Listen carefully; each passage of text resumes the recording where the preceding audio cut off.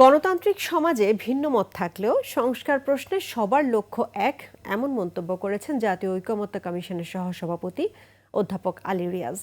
তিনি বলেন, সংস্কার প্রক্রিয়া কতটুকু সফল হবে তা সবার ঐক্যের ওপরই নির্ভর করছে। সকালে বিপ্লবী ওয়ার্কার্স পার্টির সাথে বৈঠকের শুরুতে একথা বলেন আলী রিয়াজ। এ সময় বিপ্লবী ওয়ার্কার্স পার্টির সাধারণ সম্পাদক সাইফুল হক বলেন, মানুষের আকাঙ্ক্ষা পূরণের সংস্কার এবং নির্বাচন প্রক্রিয়া একসাথে এগিয়ে নিতে হবে। ন্যূনতম বিষয় ঐকমত্য তৈরি করে দ্রুত সময়ের মধ্যে জুলাই সনদ করার আহ্বান জানান তিনি। বৈঠকে জাতীয় ঐকমত্য কমিশনের 4 সদস্য এবং বিপ্লবী ওয়ার্কার্স পার্টির 10 সদস্যের প্রতিনিধি দল অংশ নেন।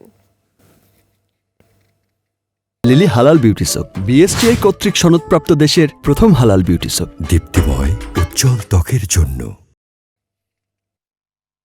একটি গণতান্ত্রিক সমাজ অবশ্যই ভিন্ন ভিন্ন মতের সমাজ। আমরা সকলে এক ভাষায় কথা বলবো না, কিন্তু আমাদের লক্ষ্য এক। সেই জায়গা থেকেই আমরা আসলে ঐক্যবদ্ধ আছি, থাকব, এবং বাংলাদেশের গণতান্ত্রিক শক্তির ঐক্যের উপর নির্ভর করবে যে আমরা আমাদের কতটুকু সাফল্য আমরা অর্জন করতে পারব।